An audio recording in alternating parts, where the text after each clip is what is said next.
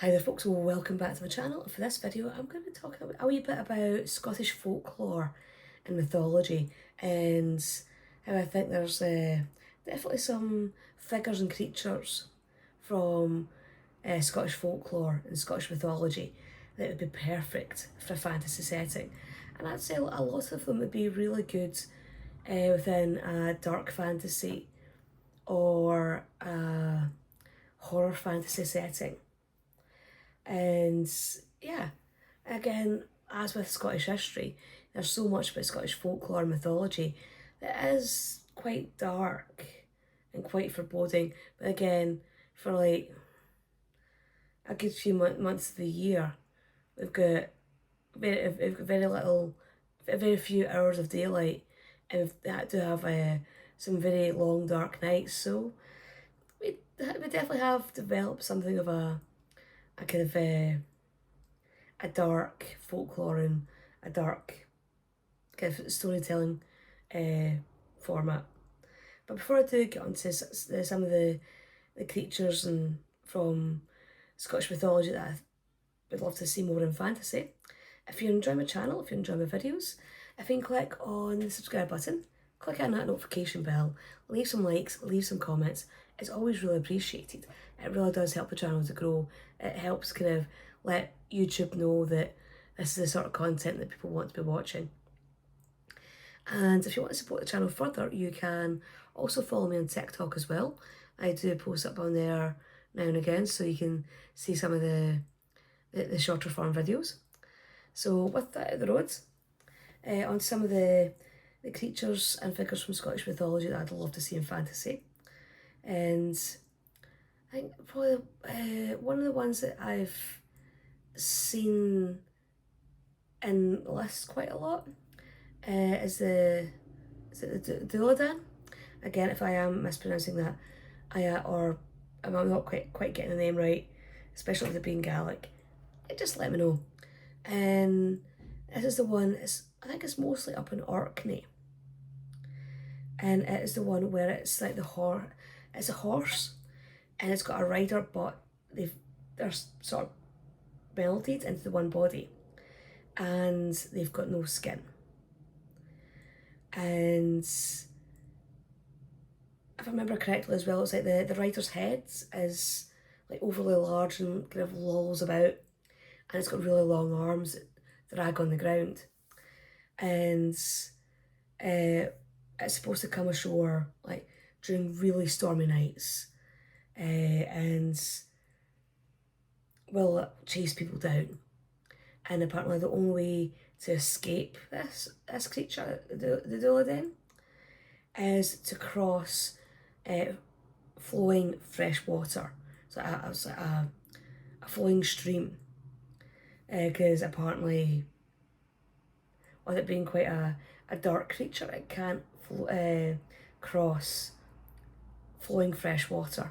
It seems to be a bit of a theme, because I know I'm pretty sure that in some of the stories I've read about witches, they can't cross flowing fresh water, like in Tam O'Shanter by Robert Burns.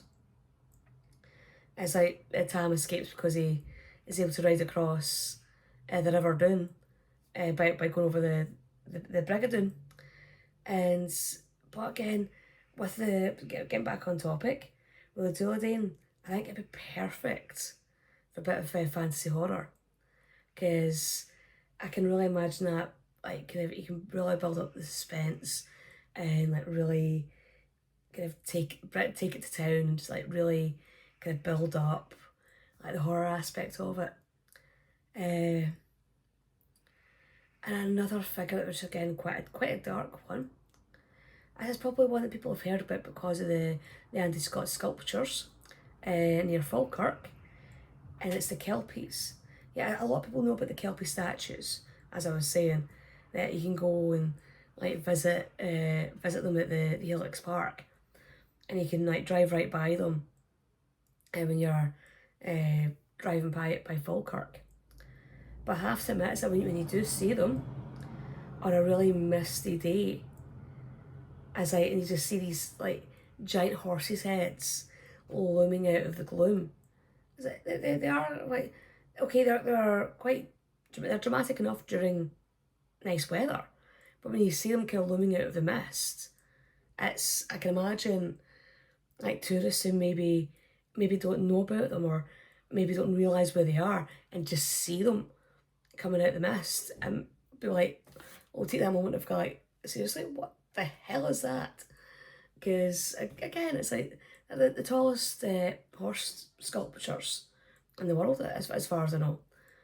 So they can be quite imposing. But the actual story of the Kelpies themselves is so much darker. Because with the story of the Kelpies,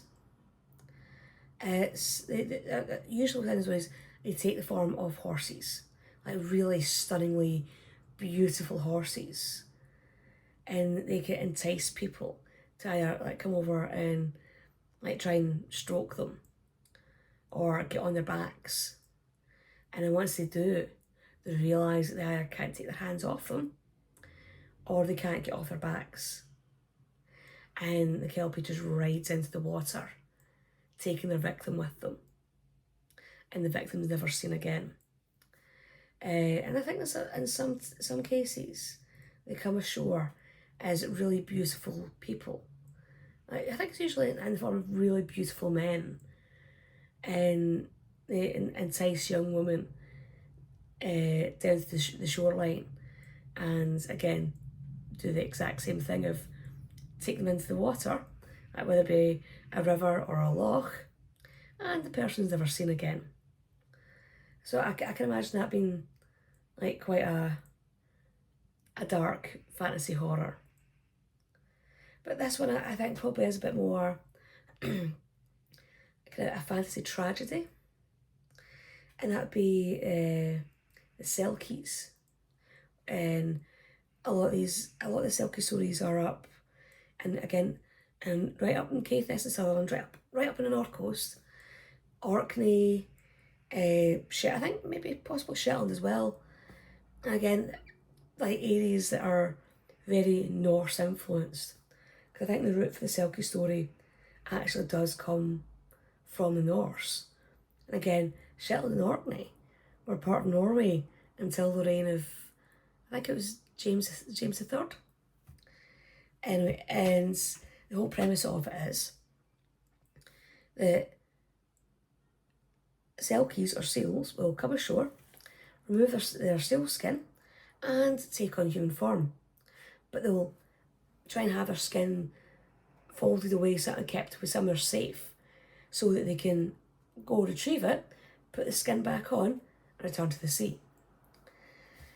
And I think in a lot of cases it tends to be that a young lonely fisherman or a young lonely farmer who lives near the coast goes into the shoreline and sees a beautiful young woman, and she's maybe a wee bit off in the distance, and he finds a seal skin that's kind of off to the side, and he picks it up and puts it in his bag. And the minute he does that, the Selkie is tied to him, because she cannot return to the sea unless she has her seal skin. And a lot of these stories end up that they spend years together as husband and wife, and they have children. And I think in some of the stories, the husband gets abusive, and he's warned. So if you, it essentially gets told, if you hit me 3 times, you'll never see me again. And he hits her three times, and she's able to find her skin and disappears back into the sea.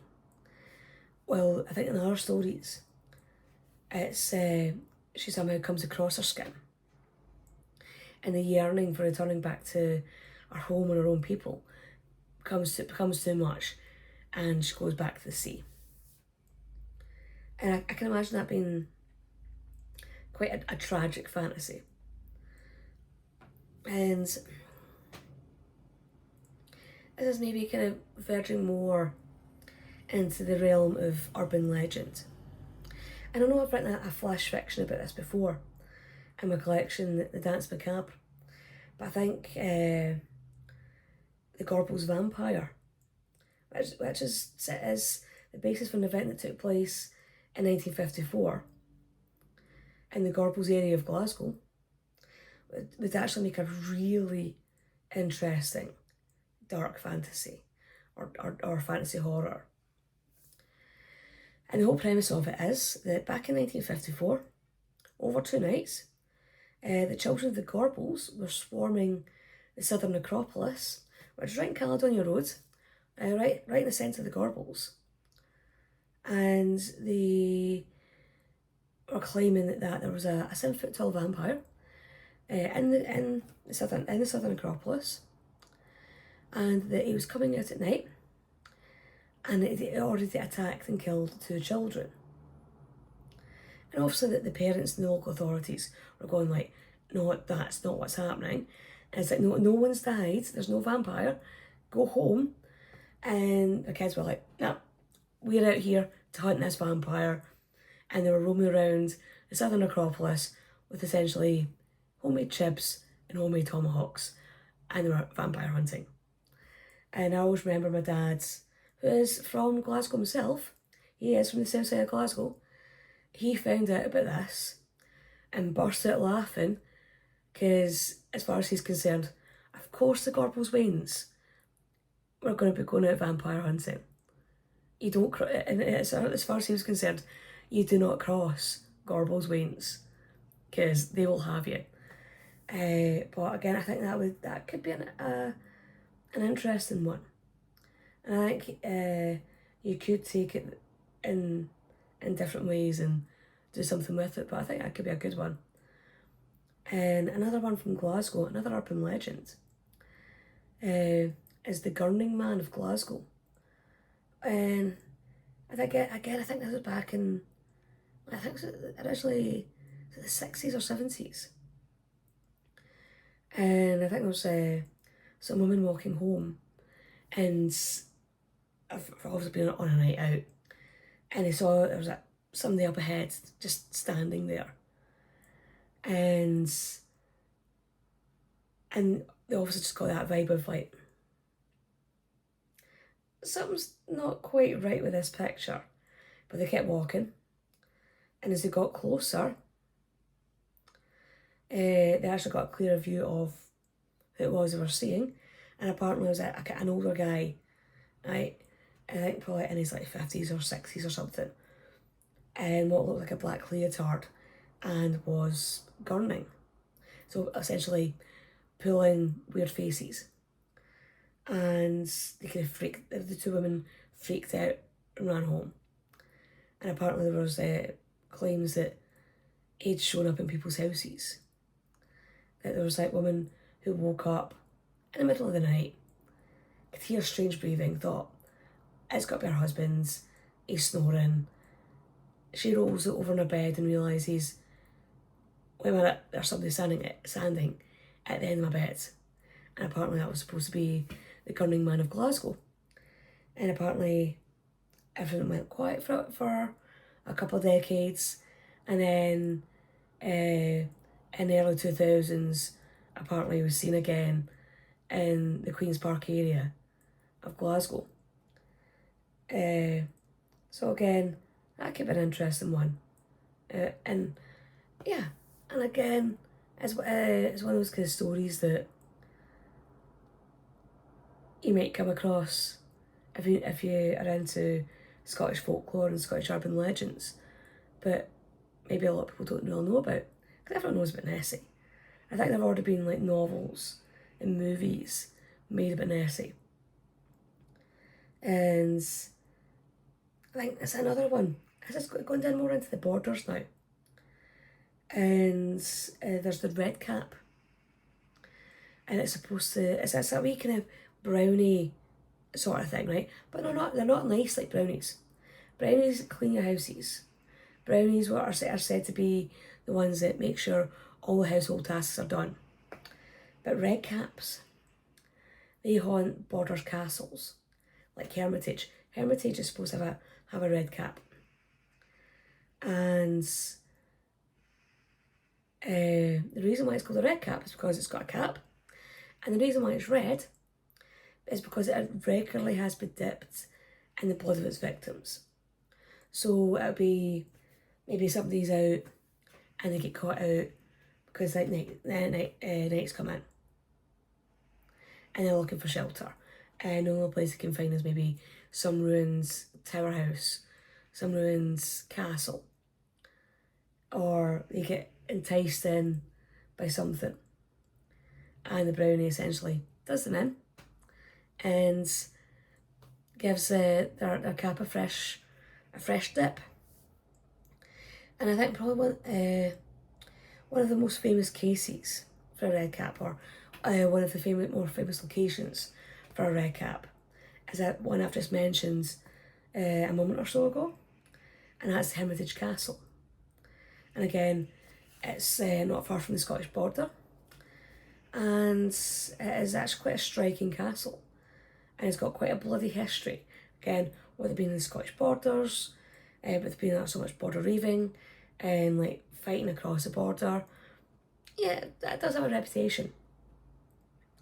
So I think the whole concept of the red cap could be a really interesting one. So maybe this could be something that I could maybe work on once I get the Raven's Rise trilogy finished, which I really need to get my finger out and start working on the last book. And maybe I should, once I've gotten that out the road, maybe have a series of standalone novels looking at some stories from Scottish folklore and mythology. So yeah, again, Scottish mythology, and that's just not even me scratching the surface. There is so much more in Scottish folklore and mythology that you could use as a basis for like some dark fantasy. And yeah, so maybe that could be something I could work on in the future. And yeah, or if you are a writer yourself and you're looking for a dark fantasy or for some dark fantasy inspiration, have a look at some Scottish folklore mythology. You might find yourself surprised. But again, hopefully you will have enjoyed this video. Hopefully you'll find it interesting.